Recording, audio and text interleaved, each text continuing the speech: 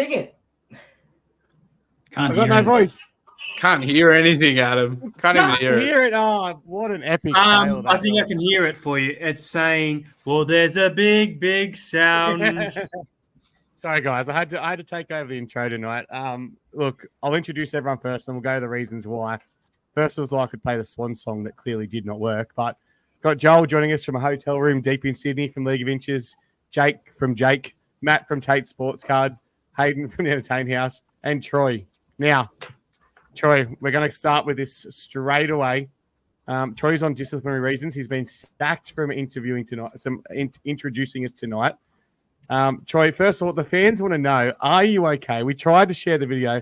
For those who haven't seen it, go to the Parra Cave podcast, have a watch of Troy's video on Saturday night. Now, Troy, first of all, the fans want to know, did you have a stroke, first of all? And if you didn't have a stroke, are you doing okay? Are you still hungover? What's doing? This is a proud podcast. This is a proud podcast, and you've thrown us into disarray. What would they say? Bringing the game in distribute. You've literally done that to the podcast. So the fans love it. What's going on, Troy? Well, look, as Robert Delaney said there, the video is awesome. Okay, so look, as my comment says down there, I'm down, but not out just yet. Look, I was up since 4:30 that morning, so it was a long day, long night. And I was on a bit of a reconnaissance mission for our viewers and potential guests at the Legends Lounge. So I was fortunate enough to get a ticket to the Legends Lounge thanks to my good mate Robbie T. And unfortunately, due to the result, a few beverages were had. How many? I think it was more than a few. Can we get a rough count of how many? So it's $318 for a ticket to the Legends Lounge. Now, I'm assuming you would have eaten a bit, as we all do when we go into these kinds of things. I know I always get more money. Now, no, how much? If you could put a dollar value on how much you drank of that 318, give us an amount. Oh, dollar value. It's always so hard to do that. I don't know how much is a beer at Combank Stadium. I don't know. How many did you have? You have 913. Did you have $380 worth? Nah, it was Troy. It was Troy. $300 worth. Troy 13 plus. Yeah, potentially. I had 2 in the afternoon after work. I didn't actually have any at the Leagues Club. That was a quick visit to the Leagues Club. Yeah, look, I don't know. They were just bringing me beers all night, all afternoon. All do not say that. Well, you're up around a tree. And I sorry, Joel? Well, did you get to the point where you finished the night wrapped around a tree? No, I didn't do that Paul Kent style. No, it was all good. So, yes, Andrew, I do remember running into you at the Leagues Club on my way to the ground. So I do remember that. Yes. Lucky you, Troy. Lucky you. I also remember running into you, Andrew. All right, that's enough. We'll leave Troy alone now. I want to touch on a couple of things because you were drunk, but you weren't quite as drunk as my brother in the comments, who was definitely the drunkest human in Combank Stadium after a bus trip down from Newcastle. It got to the point that he thought he could run at me and his friend. Now, if you think I'm big, his friend is about he'd be close to 7 foot. He's a monster, and he's built like a brick shit house. And he decided he was going to run at both of us. He got whacked, and then I decided to hip drop him on the concrete. So, Michael, if you're wondering what was sore about you the next day, it wasn't your head from the alcohol. It was because you got hip dropped and then smashed over the top. But did he run into a tree? No, he ran into me, a brick wall. Look, I'm just going to address the elephant in the room. And the elephant in the room is obviously I've completely given up. Our season's over. I'll be attending about 4 games the rest of the year, due to one being in Newcastle, one being my son's birthday, and the other 2 being because I'm in a corporate hospitality package. I'm at the point of giving up that today I signed up for Swans memberships for the rest of the year. Not only did I sign up for Swans memberships, I booked accommodation and flights to Melbourne for grand final weekend. So that's where I'm at with Parramatta at the moment. How do you feel about Parramatta at the moment, Hayden?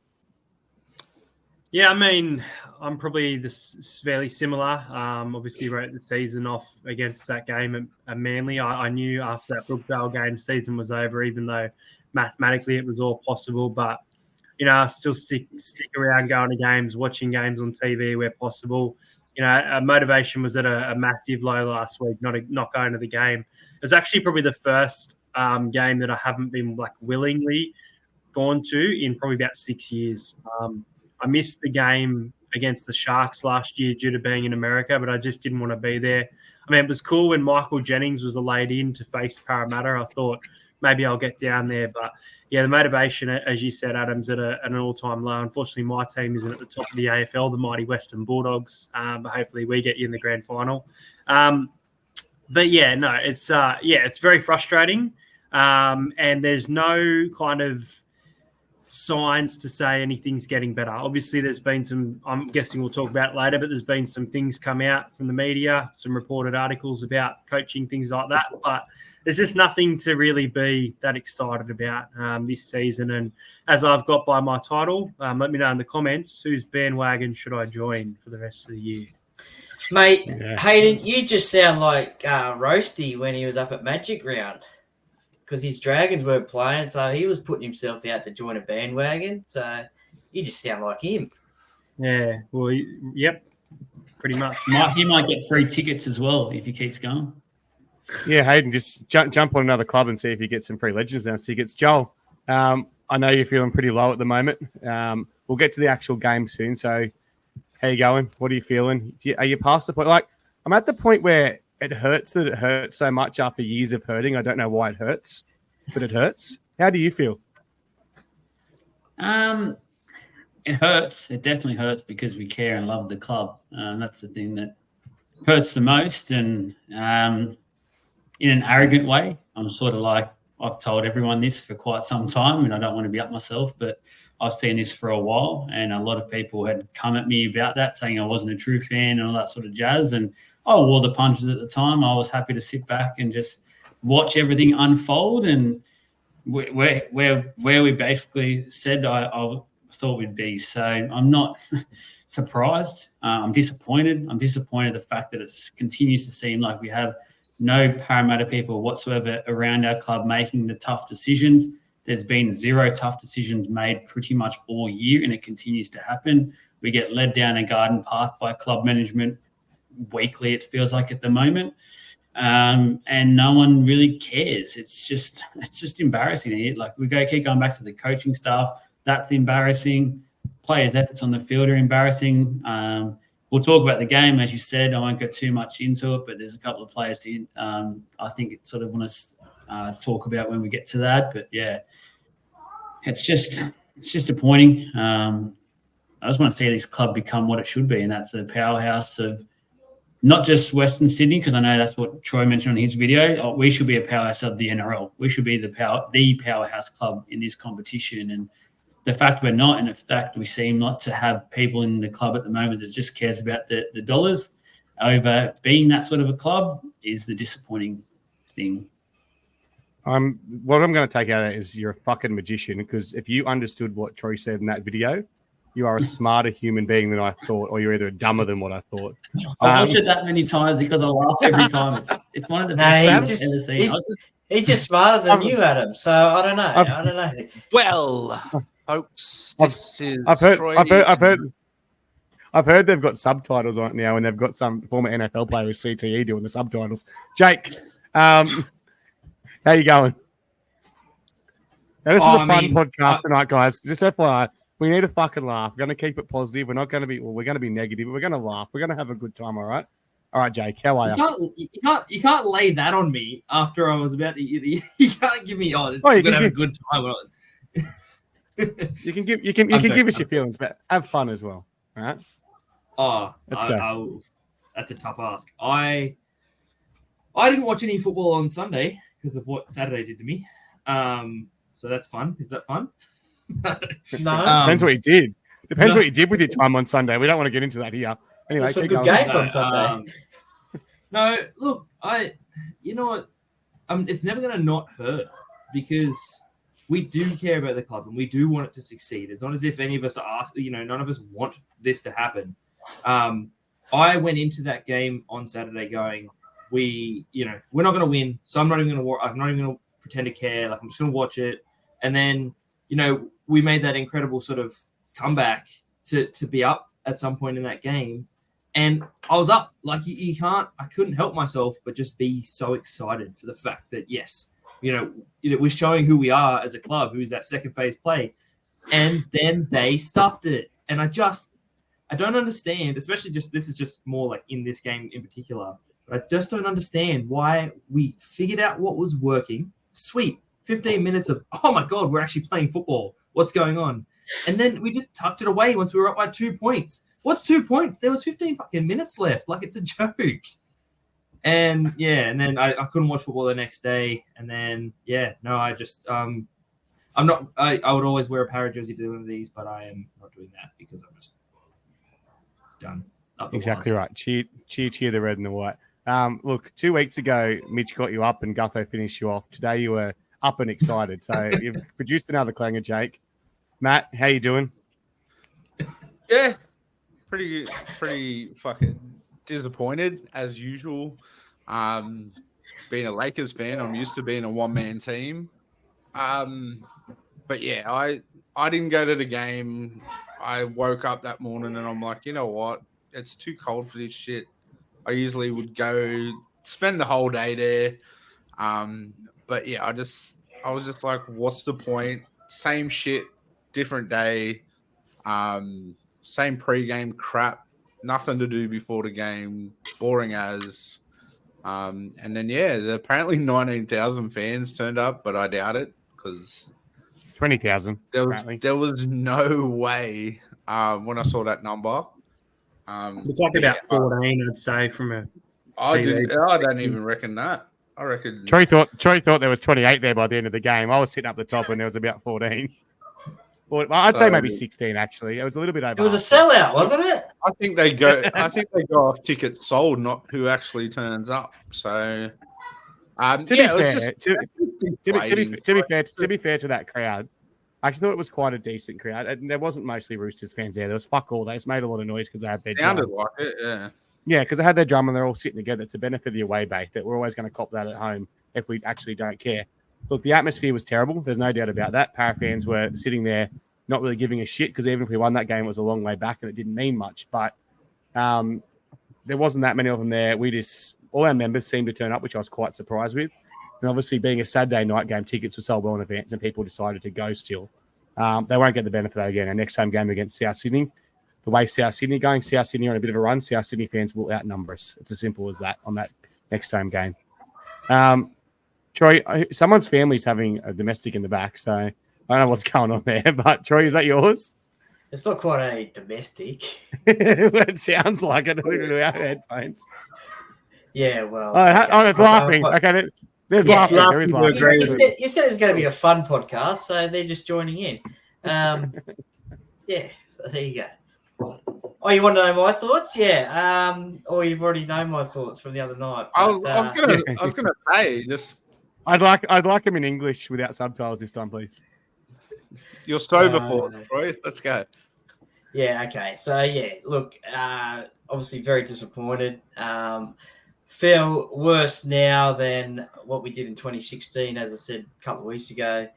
It's just the way that the club's run at the moment. This coaching drama is just, it's laughable. And I've said that. I think I actually did say in the video that we are the laughing stock of the NRL because this shouldn't be Parramatta. This shouldn't be Parramatta. So, living in Penrith, surrounded by Penrith fans and always getting heckled by Penrith fans is just ridiculous. So it's time that we need to put it up against them more.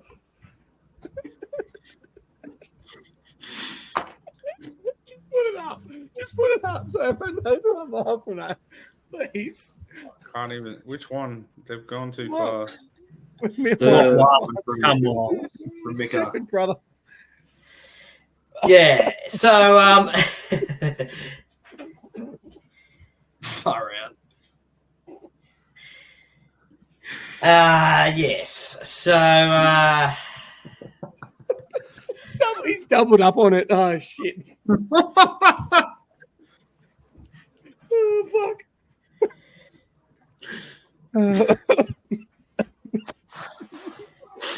Go, Troy. Okay, so yes, being surrounded by Penrith fans and them always giving it to me, it is definitely not the way to be. We should be the other way around. And look, it's just, as I said, the coaching drama, that should have already been sorted.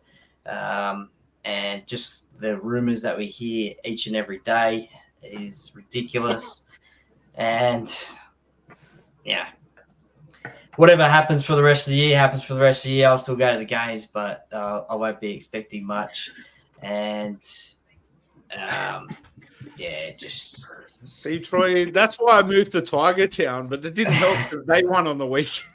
well, that's right. And look, we won't. I'll make this bold statement: we won't come last. We won't come last. All right, let's get back. We on won't topic. come last, but it's just it's very disappointing, and especially after 2 years ago.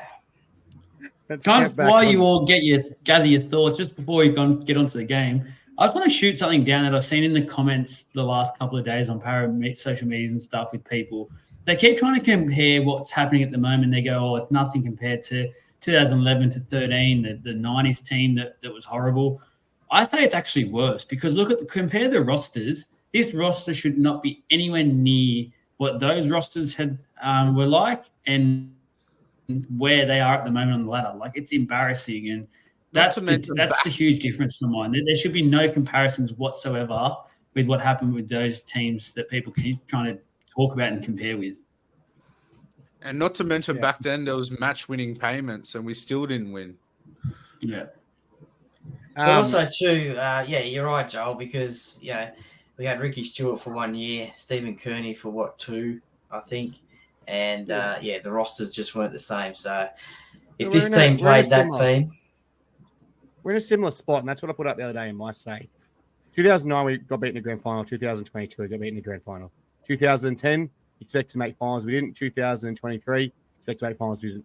2011, we finished 14th in the end. Our 16 teams, position we're currently in, third bottom. We had a game the last week against the Titans, pretty much for the wooden spoon that we won. We are in the exact same position, and we're heading straight down the same thing. We have an aging roster. We have young players coming through, and the young players that are coming through, like we did in 2011. We had a good crop of players come through in 2011. The simple fact is they were not ready. It's as simple as that. They were not ready for first grade. They were put in a position where they were forced to play first grade, and that's where we're going to end up next year. Next year, we're going to end up with players with our roster currently down to about 23. Give or take, we might sign a couple. We're going to have to promote about 6 or 7 players. We're going to end up in the exact same situation where next year we've got an aging roster with some young players not quite ready. Yes, they'll be getting experience. But realistically now, we're looking at 3 or 4 years before we become strong again, maybe longer. From 2009, 2014 was the first time we were competitive. We just missed out in the finals. Obviously, the salary cap stuff, it took us 8 years. So realistically, if we look at 8 years in 2022, we're looking at 2030 before we play finals football again. Now, I hope it's not that bad, but there's a possibility it could be. It's as simple as that because that's the way we're heading. So, look, we won't get the wooden spoon this year. I think we're playing better football than the Titans and the Tigers. I don't think we're actually playing that bad of football. We'll get to that game soon. We're just not where we should be. But let's say we did lose someone like Moses to injury in Origin. Touch wood, it doesn't happen. It really would look possible then. All right, let's get to that game. 22-18, obviously the game. 28-18, sorry. I was hoping it was more because I thought my bold prediction was looking pretty good when they got that try taken off them at 36-18. But anyway, didn't happen. Look, obviously the start was probably the worst football I think we played this year with Mitchell Moses in our team. I thought he was non-existent. I'm actually quite surprised he got picked for Origin. It shows where New South Wales are at.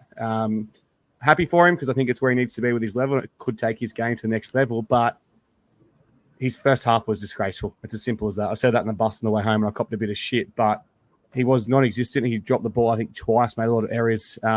It's like he knew he was going to get picked for Origin. He was worried about that. Look, obviously, we had that little bit of a fight back with that sin bin and obviously got back into the game. And once again, as Jake said earlier, we just didn't know how to shut the game out, but we put everything away. Like, we're playing good attacking football. It was great to watch. We looked like the team we saw in the first 3 rounds, and all of a sudden it was gone.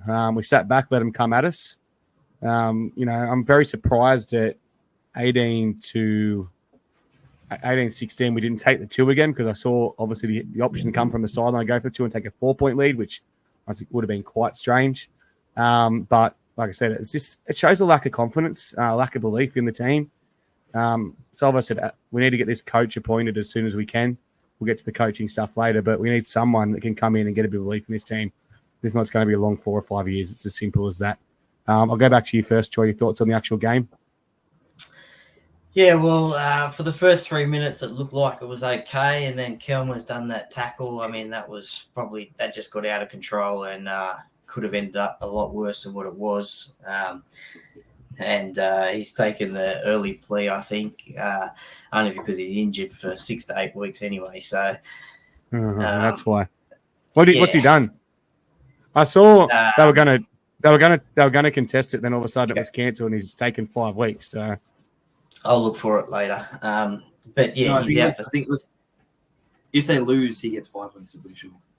yeah, they didn't contest it. They They didn't contest it. There was no contest. So he got 5 there weeks. you go. Broken finger. A couple of people put that in the messages. Hand surgery. So he's going to be out for 6 to 8 weeks. Return round 22, 24. So yeah, look, and then that happened.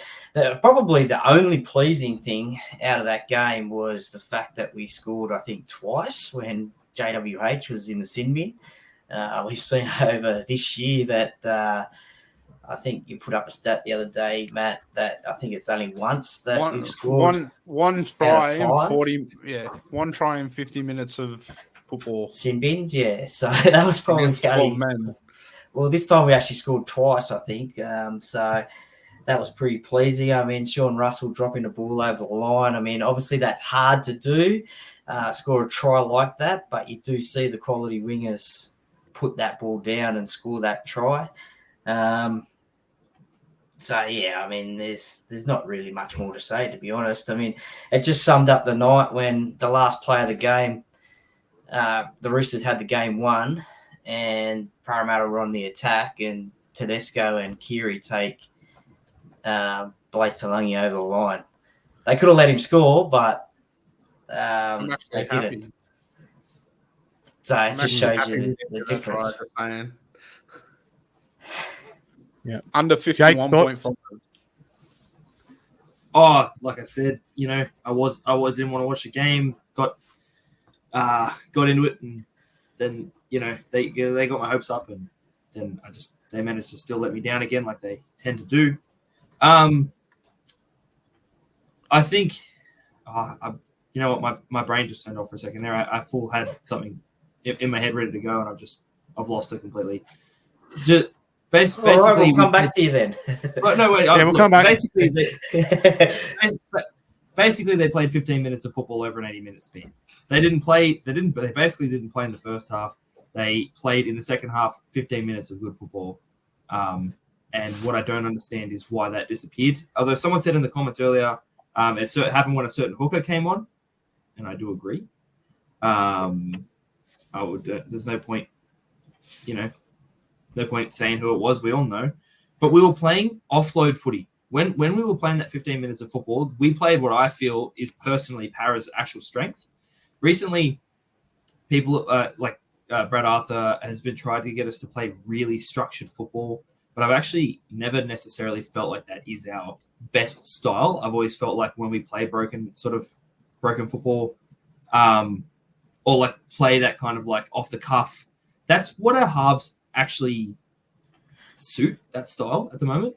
And I think when we played that 15 minutes, I don't know why they tucked it away, but when they played that 15 minutes, that was probably the best that could have happened, personally. Like that's what we should be doing each week, and I don't know why we're not doing it. Like, they shifted the ball across to the sides, and what happened? We made meters. So I don't know what's going on. It's like, so if we can see it, why can't coaches? What you had before happen was called a Troy Saturday night. You had a point to say, and you forgot what you were going to say and couldn't get it out. Just quietly but loudly, Michael, you're messaging me here. You can say your comments here. He's saying he doesn't agree with the decision to not fight it. They'd obviously planned to fight it. So why not go ahead and fight it to set a precedent for, future challenges and stuff in relation to that? you're talking about the Parramatta Eels club that cares about their back pocket. They would have had to pay, obviously, a lawyer to go fight it, and they wouldn't have wanted to do that. It's as simple as that.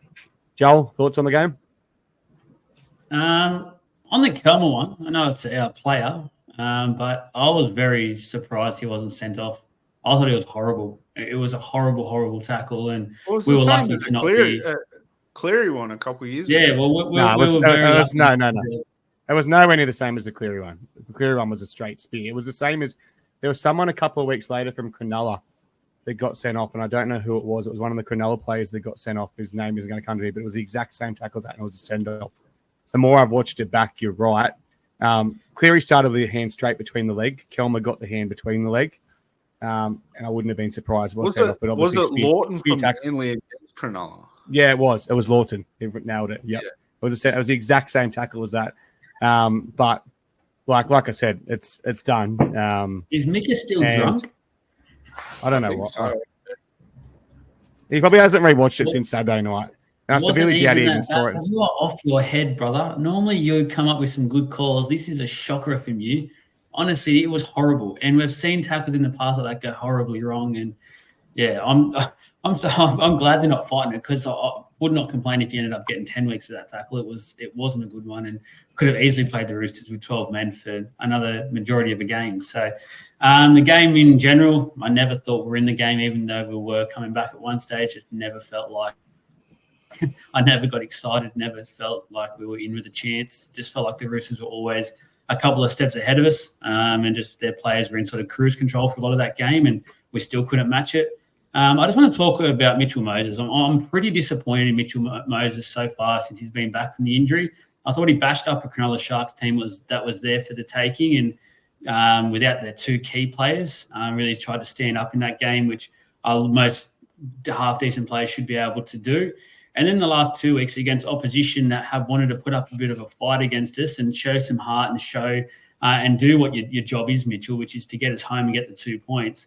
He's basically gone missing in both games, and I just feel like he's the guy for us, and we've all wanted him to come back and be that person for us, be that player, and he's failed both times the last 2 weeks. And I was all for him going straight back in the Origin team. It looks like his mind has been on Origin for the last 2 weeks, which is disappointing, because we see other top-tier players like your Munsters, your Grants, your Cherry Evans, they actually lift a gear at this time of year. For their club, they go up another gear. They don't care if they get injured playing club football. They show everyone why they're that caliber of a player, where we just get players who just go, oh, no, I've got the Blues coming up. I want to get the 7 jersey there, and that's where my heart is at the moment. Like, I'm just really disappointed. He's been out for a long time. They always talk in the media, say how they know that we need the wins. It just felt like Mitchell's head and heart was elsewhere the last 2 weeks, which is really disappointing. Well, you watch. He'll do a Jason Smith in Origin, and he'll have a man of the match performance, and we'll all be saying, "Why can't he come back to Parramatta and do that?" Yeah, we'll get to Mitchell later. Hayden, I want you to quickly wrap us up. Have your say on the game. Give us your man of the match. I'm not going through the top performers. So I'll go through the top performers quickly after Hayden talks. So. Yeah, you did the graphic for it, Adam. So you I fucking know. I was honestly, I'm that unmotivated. I was hoping for a quick show. We've got 7 more things to get through, and we've been on for 30 minutes. If we stop taking the piss out of Troy. Go, Hayden. Come on. Sum us up. Go. Yeah, I was going to say, as you know, I didn't tip the boys last week, and I started to think we were going to win that game because I went 0-5 in tipping. So this was finally the game that I actually got right in the end. But as for the actual game itself, as Jake highlighted, I thought that 15 minutes of attack was really good. At first, I thought, okay, so they're a man down and we're doing this. So are we looking impressive against, a 12-man team? But I thought that attack was really, really good, and some of the forwards stood up, and not just for the running game, the offloads. As you said, Jake, and I've been saying it for weeks now, especially Junior, Bryce, those type of players, when they are getting that offload game, that's where some of these victories that I think we will get a bit later in the year or in the coming weeks will kind of come from. Did you say you want my player of the match? I'll bring out the top performers first, Matty. I'll quickly run through them. So Bryce Cartwright ran for 188, as you can see there. Kelmer, 168. Penasini, 165. Paul, 147. RCG, 120. So big meters from our front rowers. Obviously not the meters they're running in 2022, but a lot more than they did last week. Hands with 35 tackles. Lane, 34. Penasini, 27. Cartwright, 26. Offengowie, 21. Tries to Talangi, Moses, and Brown. Runs, Paula 18, Kelma 18, Penasini 17, Cartwright 17, and Moses made 17 runs, which is huge for him.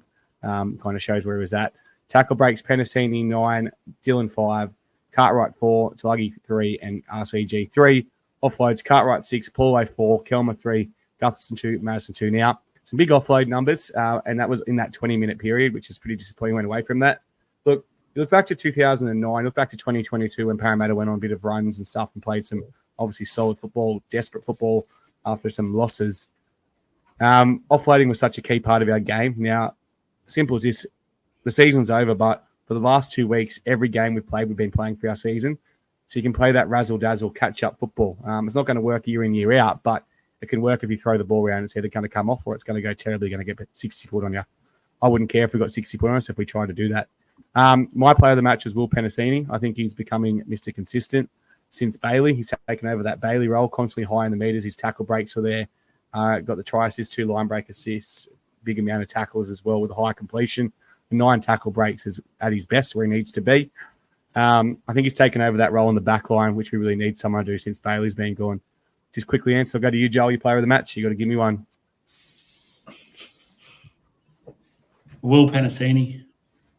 Yeah. Jake? Yeah, look, I was going to say Will as well. He's just, I love watching him play. You love watching Will play, Matt? Yeah, I'll say Will because I don't think any of them deserve it. Yep. Troy? Look, I'll go different. I'll go RCG. Just some of his runs seemed a bit determined, and he did set up Mitch for that try as well. He ran Yeah, a he played like Geary. he played like he should have been all year. He still ran like he should have been all year. Yeah, but they didn't go back to that. That's what No. shits me about that game. And the negative taking the 2 instead of making them, you know what I mean? Like, I don't get it. Another Hayden? negative play. Will Penasini, honourable mention to RCG. Yep. There we go. Look at that. Look at us all agreeing, besides Troy, we kind of agreed. How cute are we? All right, can we move on? What's our next talking point, Matt? Flash it up on the screen for me. I've sent them to you in order. All right, this obviously went pretty around. We've touched on it before. I don't think we all really need to have a say on it, but I want to give a shout out, obviously, to Dylan, Blaze, Kelma. Kelma could still sign autographs with a broken finger. Brendan Hansen. The one I want to look over here in the right in front of the Parramatta South thing is Sean Lane. Now, Sean Lane has copped a lot of heat on this podcast. He's copped a lot of heat off the fans. If there is anyone with an excuse not to go to the fans, it is Sean Lane. It's as simple as that. I know everyone's been giving it to him, and he's simply gone across there. Now, our big players on our big contracts, our captains, our star half, obviously besides Dylan, our star half, I'll just come out and say it, nowhere to be seen. Now, your team just got beat. Our record at home is terrible this year. They said 20,000 turned up. Let's say 16 or 17,000 turned up.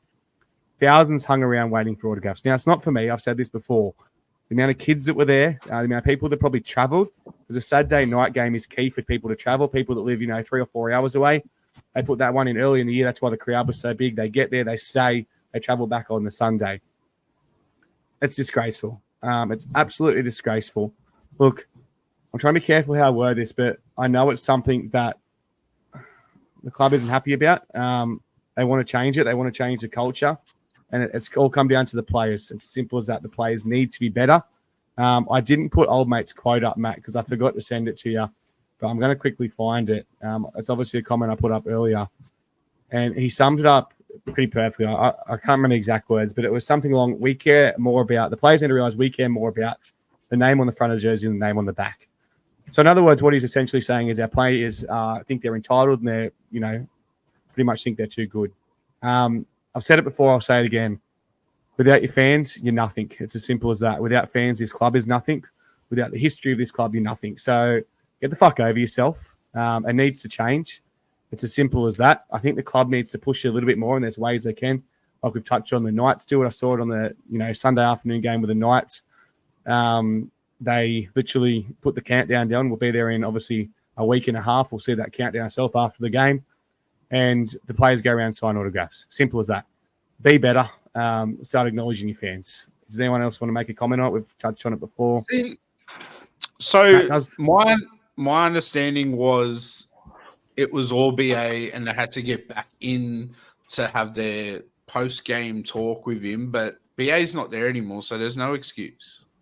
So, yeah, they're just being entitled. And, I mean, me and Troy saw it. We went to Newcastle, we went to Melbourne, we went to Brisbane when we were coming last. And those players would just put their hoodie on and just go on the bus. They wouldn't even talk to fans. They wouldn't even acknowledge us. And, yeah, it was very poor to see, considering the fact we pay so much money and pay pretty much their salaries. Yeah, I like I said, I'm not about it. But one of the Newcastle games a couple of years ago, I took brother's daughter had her niece to the game, and obviously she's at age where she wants to meet the players and stuff. And we waited around. Look, some of them come out, they were good. Some of them were getting screamed at, and I'll just name them. It's your player who should lead the club, Clint Gutherson. Mitchell Moses come out, like the other big players. Gutho put his head down and was nowhere to be seen. That's as simple as that. So if your captain of your club can't lead by example and do this, then no one else is going to follow. You're on the big bucks. You've got that C. I know you've got commitments after the game with media and stuff like that. 5 minutes. 5 minutes is all the fans need. It's as simple as that. Go around, sign some stuff. The media will wait. Anyone else? Anything to say? Is that true from Tim? Can I just say, because that's something that's ridiculous if that's true. I wasn't there the other night, so I didn't see that. But the fact, if you want to put that comment up, even though we've obviously had less interaction with players there, they've at least gone around throwing balls into the crowd, sign them, things like that. And Tim has said apparently they've gotten marketing people to throw them. So that just shows the issue. Go to the other one from Eli, sorry. Matt? It's false. It's as simple as that. There was no one calling him in. It's on them. Before anyone had a chance, they were gone. I sat there and watched. I took the photos. The players disappeared. They backdoored as quick as they can. Be disappointed. We want you to be disappointed. That's fine. But the fans are disappointed as well. It hurts the fans probably more than it hurts you, because at the end of the day, we're paying our money to go, and you're turning around and getting paid hundreds of $1,000s to play a game you love, and you're lucky for that part. And on that, there was another comment that really pissed me off. That a lot of people have been in this guy on our post. Old mate turns and says, fans left the game early. Well, fans are entitled to whatever they want. It's as simple as that. Power to the fans. The fans run this game. That's as far as I see it. So if the fans decide they want to leave early, there's those ones that hang around as well. So 100%. It's exactly right. There's always going to be that balance, like I said. But let's move on from that. Matt, bring the next one up, and you can touch on this one, because I've copped an absolute fucking shellacking from this bloke called Josh today. And he's been into me in one of the Parramatta groups. I don't know his last name, Jensky or something. Mate, you've been at us for weeks. You're on the fucking list already. What you're about to get is you're about to get added to another list, which is going to be the Troy Warner drunk abusing you list. Matt, what do you got to say? This is your info. Yeah, so I got a text from one of the, I'm going to call it out. It's an Eels sponsor, and he had spoken to you can take the picture down now. A lot of NRL players.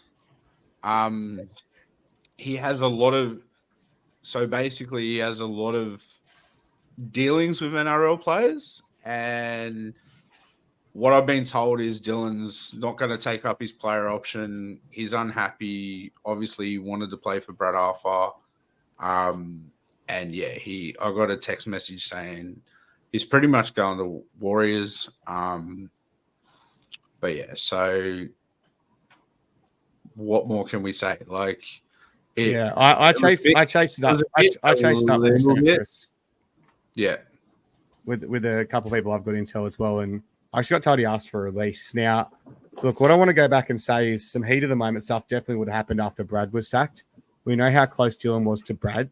If he voiced his opinion that he was unhappy with the way things have gone, and people thought he had a get-out clause in relation to the coach, a player option there, obviously rumours are going to start. Now, every time something happens with Dylan, every time Dylan's contract is up, we hear Dylan to the Warriors. We hear it's going to happen. We'll put it to bed now. Usually when there's smoke, there's fire. So, look, we'll see what obviously comes at the end of the 2025 season. I've received a message from a guy who I won't name with a direct message straight from Dylan, letting me know it's fake. It's as simple as that. So he's saying it's false. It's all shit. He's not going anywhere. So let's hope he's telling the truth, eh? But the fact that he's got these player option contracts, once again, is a massive fuck up from our club. It's as simple as that. Like he's on a 7-year deal with a player option every 2 years or whatever it is. Stupid Like that. contract. It's the stupidest thing ever. Like, and also it's a risk. Like, obviously Dylan's great now, but a lot of people went negative on Dylan. I'm kind of going to agree with it. Yeah, he's had some good moments. He had some great moments for New Zealand. He proved he's never going to be a 7. He's never going to control our team. Now, Dylan was seen when Mitchell Moses retired to be the future of our club. I don't think he ever will be. I think it's when Mitchell Moses decides to retire. What do I think will happen? I think Ethan Sanders will come back from Canberra.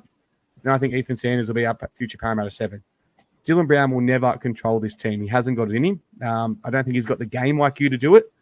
And I don't know if you're shaking your head at me saying that, Joel, about Ethan Sanders, but unless another young halfback. Yeah. I don't know, but Ethan's not coming back. Yeah, I'd like to hope he will one day. Well, We've seen it happen with previous apparently, players. his dad's still going to be working with our juniors, so who knows? Yeah. Look, I was speaking to someone in New Zealand today, and he's a Warrior supporter, and he probably was a bit mystified as to why the Warriors would want him. They got 4 halves over there at the moment. He could only think that if Sean Johnson retires at the end of this year, potentially, but they've also got another couple of halves over there as well, so they're pretty stacked for halves. Anyone got anything to add on that, Joel? And why hasn't Buzz Rothfield called on this one? Oh, fuck's fine. I don't care what Buzz. He got the Lockie Galvin. He got the Lockie Galvin release quote. Well, he was. Yeah, it was even like all over Instagram as well. After the game the other night, before we even posted it, and it had Dylan in a Warriors jersey saying he's going to Warriors as well. So why aren't any Australian journalists talking about it then? I don't know. Maybe I think one of those things that aren't leaked yet. I think I've nailed it. I think it was for a coach, or I think it was just he was a little bit unhappy after the stuff. Like I said, whenever Dylan's unhappy or a player's unhappy, whenever Dylan's off contract, there's a rumor he's going to Warriors. Let's put it down and hope that's all it is. Yep. I just mentioned there's a lot of people that have spoken about the fact that he didn't celebrate after his try. Go back and watch it. He has a massive cut behind his ear, and it looked like someone was trying to rip his ear off at one point. So I think he was in a bit of pain from that, and that was what he was just sort of like, what the fuck sort of has happened here? I think Troy has a bit of a point. We sell papers. So if there was any whisper of this being somewhat true, the media would run it because it would sell clicks galore, and the Daily Telegraph would not miss out on something like this. They would have this for sure. I got no doubt they probably would have seen the rumor because it's gone around a bit, and they would have had people onto it, and they haven't chose to run it for whatever reason. And perhaps it might not be true. Dylan might be wanting to stay at the club. He might actually have some passion for the club, but to be honest, he hasn't really stepped up this year after telling us fans all off season he would. So I don't know what you can read into that. Honestly, I'm just deflated. I've been reading the comments all night, and I've not seen one positive comment come through, and that just sums everything up for mine. And you talk about the fans, you talk about the players not going around to the fans and stuff, the club. Everyone's seen the video that I put up the other morning after the game, and yeah, it's just not good. This isn't our club. Like, we are so far from our club. It's not funny. And can you do me a favor, Joel? Have you got a mini bar in that hotel room? No. Damn it! You shouldn't do videos with alcohol, Adam. I should have done mine the day after. Hey, Joel. I'll ask you some cash if there is a mini bar. Joel's video actually got shared by one of the Eel sponsors as well, so it was pretty. Anyway, agreed to. Let's move on. Some positive news. Jared Haynes, no, we're not going there. We're simply not going there. We've obviously put our post up. People have had their say. Mitchell Moses selected for Game 2 of Origin. Did he deserve it based on his 2 games? He showed promise. I think he showed in the back of his mind he was more worried about Origin than Parramatta. It's as simple as that, which is not what you want for your $1 million man with our season on the line. When the games got tough, Mitchell disappeared. It's as simple as that. I think he knew who was getting picked before this game. I think he wanted to get through the game uninjured. That was as simple as that. Look, if Mitch doesn't get injured, based on the first 3 weeks, if he continued that form, think Mitch would have been there in game one, so we can say he probably would have deserved it. Based on his performance in the game last year, I think him and Cleary would have been there if everything was all good for New South Wales without injuries, but we'll try and keep it short. We'll probably talk about Origin a bit next week when we preview next week's game. Just give us a quick little thing. Did Mitch deserve the 7 jersey? Hayden, Queenslander? I mean, probably not. In regards to the picks for the New South Wales number 7, you can probably make the argument that, yeah, he's probably the front runner with Cleary being out and that poor game from Hines there. Based off Parramatta performances, I would say in that sense, no, but just due to the market. Hang on a sec. Don't Queenslanders say, oh, we don't care about New South Wales? Who cares? And I said keep it short. This was honestly as long as Jared Haynes' fucking trials. I'm going to pass it on there. I've spoken for 20 seconds. I'm passing on to the next person. There you fucking go. I love it. Troy, short. He would have been there for game 1 if not injured. He's there probably for his kicking game. Matt, short. Very short. I wouldn't have picked him. But yeah, I think he's the only option at the moment, and that's why he's picked. Jake? Yeah, so I agree with exactly what Troy said. His kicking game is probably the biggest reason why he got picked, but also if it's out of him and Hines, you're picking him. Personally, I would anyway. Joel? Yeah, probably not, but he's probably the best option as well. So. Yeah, best option in a long list of injuries. It's as simple as that. Like I said, I'm looking forward to next year, Cleary and Moses combination. That's what we want to see and what we should get. The final 2, look, the coaching's been cut down to 2. Daily Telegraph reported this today. Obviously, Josh Hannay and Jason Riles. Josh Hannay's had a couple of interim gigs, obviously been assistant coach at Queensland. Jason Riles, look, I'm going to put this to bed straight away, what people are saying. He's come out of Melbourne. We've had previous coaches come out of Melbourne. It hasn't worked. Jason Riles isn't out of Melbourne. Jason Riles is out of the Roosters. He was at the Roosters first. He's at Melbourne now because Craig Bellamy, the best coach in the game, wanted him at Melbourne as his assistant coach and the future person to take over from him. Now, Craig Bellamy's obviously, we know what he's done at Melbourne. We know all the bad things he's done as well, but all the good things he's done at Melbourne, what he's done with players. For him to put his trust in Jason Riles to take over a Melbourne team that hasn't missed out in finals except for that salary cap thing for God knows how long, shows that he is obviously the next in line for coaching and probably the best option. I'm happy with either way. I'm happy with Hannay as well. I think Hannay's done some good jobs at interim. I couldn't care where it went. I'm glad that JD's gone. I'm glad that Trent Barrett's gone because the players are pushing for Trent Barrett. And I think the reason the players are pushing for Trent Barrett is because that's how I got to the media too, FYI, guys. The players going to the media and making comments about it. The reason that it's gone to that is because they want him there because they know that they're not going to be held accountable for stuff. It's as simple as that. He's come out of BA saying nothing's going to change. None of our attack's going to change. Nothing is going to change. So I'm happy with the 2 we've got. The final thing I want to touch on is Luke Burt was not interested in the job. Joel, I'll let you go first. Who are you picking out of those 2? Just to correct you, Riles was from the Storm system. So he went was he? from the Storm. No, he was the Storm from 2016 to 2020. Then went to the Roosters and then went back. Come back. So. Okay. Yeah. Either way, I knew that. He did a stint at England Rugby as well. Yeah, I knew he did. Yeah, he went over with somewhere. But anyway, I don't know. Neither excite me, if I'm being brutally honest. It's not what I think the club needs at the moment. But shock and horror, the club, for mine, isn't making the right decisions again. And I just don't see things improving at a rapid rate anytime soon with these 2 candidates. But if you have to name someone out of these, I'm going Hannay. So, Hannay. Yep. Jake. I'd actually be happy with both of them, to be completely honest with you. I think that both of them have ties to players, and I know that we don't necessarily, we want to focus on improving our juniors, but if we're looking at, players, if we were going to try and poach or take players from other clubs, there's nothing better than there's not many better than the Storm. And also if Hannay, has those ties to some Queensland players, if they happen to want to come across, that'd be good. In terms of, I think I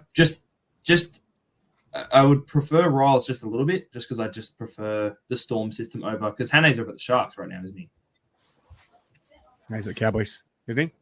Sharks, Cowboys? No, Sharks. I know, fuck you. I can't keep up with these points. I'm everywhere. I just think that Decent, out of the honestly, both Up the systems are 20s. working really well right now. Both those systems are working really well right now. But I do think I prefer Riles, and I know we haven't had him. Hasn't succeeded in the past. I think that he will be a good leader for the boys, personally. They keep changing. I knew it was at the Cowboys interim.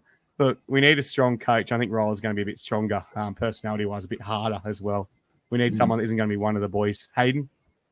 Just on what everyone's touching on in regards to, those kind of player movements from it. With Hannah, obviously he might bring Maroons, but he also might bring some forwards that are needed from the Sharks. Obviously, being Sharks assistant coach, there's been a few rumours about a few forwards on the market. But for me, I think the Queensland Cup team for the Melbourne Storm have put through and the depth that they've had has shown promise. So for me, I think Jason Riles would be my pick. Both great options, but I think if he's able to bring across some of those Storm players and the depth, and he's been waiting so long for the opportunity. Yes, at moments there can be some cockiness that we've seen, but I think he's my pick, and I think I'm locking in. Let's get Riles, basically. Yep. Troy? Yeah, I thought an experienced coach would have been the way to go. Out of these two, either or doesn't really faze me, to be honest. Talking to one of the candidates just previously before we came on, he didn't expect it to get it so soon. Jason Taylor is the assistant coach at the Canterbury Bankstown Bulldogs, and why would he want to leave there when they are the most improved team in 2024? So he would not have been interested in the job anyway. Matt? Well, he would have been interested to get a head coaching job. So either way, I don't think I'd come back to Parramatta the way that they stitched him in. Not saying he would, but if he was given a head coaching job, he'd accept it. You're not going to sit there. Most possibly, but not at Parramatta after 2007, 2006. All right. So my take on this is I couldn't really care less out of the two of them. My preference is Hene because we've seen what Melbourne assistant coaches have done to our club. My worry with Riles is when Bellamy does retire, is he going to do a Ricky Stewart and go, "Oh, Canberra job's available, I'm going back"? So when you think Billy Slater would have his hands all over that job now? Yeah. If Riles leaves, you think Billy Slater goes there? I'm more inclined to say Hene, but the more important thing is the support system they allow him to have around him. Like defense coach, sports scientist, strength and conditioning is our major one. Get Hayden back. And just like the staff around him rather than him himself. Because good coaches should just be people managers and not worry about all the other things. So that's why I'm leaning towards Hene. Because I think he'll be given better options around him. Yeah. All right. Lovely. Moving on from that, hopefully it's sorted sooner rather than later because we need to start planning for the future. It's as simple as that. Look, that's pretty much it. We're just going to obviously talk about 29th of June. We've still got those competitions up and running. I don't think we added anyone tonight, but I can't add my own brother because that comment was fucking hilarious. So, Michael, if you're still here, which you should be, because you should be supporting, put it back up. I'm not ready for it to go yet. Well, if he wins, that's a bit rigged, isn't it? No, he's not going in the draw. He's not going in the draw. He can't go anyway. Oh, right. Okay. Can you pick someone, Michael? And we might be able to do it live, but we might be able to do it. Pick someone from the comments who's obviously done well tonight, because that comment was probably the best we've ever had in the podcast, and I was actually crying. So you can pick someone, Michael. I don't care who it is, and we'll go from there if you're still here. Chris Chianza just asked a question. Is Brian Smith still coaching? I think he is up North Coast of New South Wales, but only local leagues. Yeah. Matt, can you bring that back up? Like I said, we're going to obviously draw that competition. It's still there. Get on, scroll down a bit. I'll share it again, but every time I share it, someone gets on and tries to scam people. So we'll be drawing the prize then. We're having a fan catch-up before the Parramatta Newcastle game. We'll all be there, 2 p.m, Marble Bar, West. Get there, have a drink with Parramatta, and fuck, I hope we win that one, because if you think I don't care, I'll be very angry after that. Are we doing a podcast there? No, we're not allowed to do a podcast because the Knights hate us. But we'll be going live to obviously draw that competition. So we'll be going live on Facebook. So Hayden, bring your selfie stick, please, on Matt, whoever's got a selfie stick. I know one of you will have one. I'm looking at both of you. I don't. Maddie's So Maddie's got one. Or is it still an obviously, Amy Park? No. Amy Park gave it back to me. Thanks, security. Nah, look, we All might right. bring some little microphones or whatever and get some comments from some fans about. Yeah, the we'll do club something. and- We'll do something we're allowed to do. Obviously, I said the bye this weekend. Next game is against the bye. Should be a tough game. Take whatever you want about that graphic. Bye. And we'll be doing a podcast on Tuesday night. Obviously, previewing that game against Newcastle. Previewing that game against New South Wales and Queensland. Yeah, State of Origin, I believe they call it. I'm still crook, guys. It's been 4.5 weeks. I haven't recovered from Magic Round yet, so I just keep getting sick.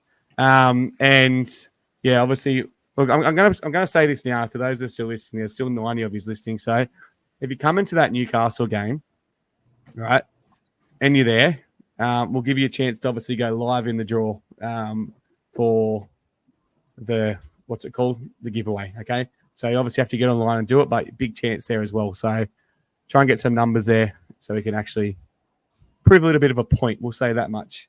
That's all I've got time for. I don't think there's any stupid question. I want to wrap it up because I've got some AFL to go watch. Good night. See you next Tuesday.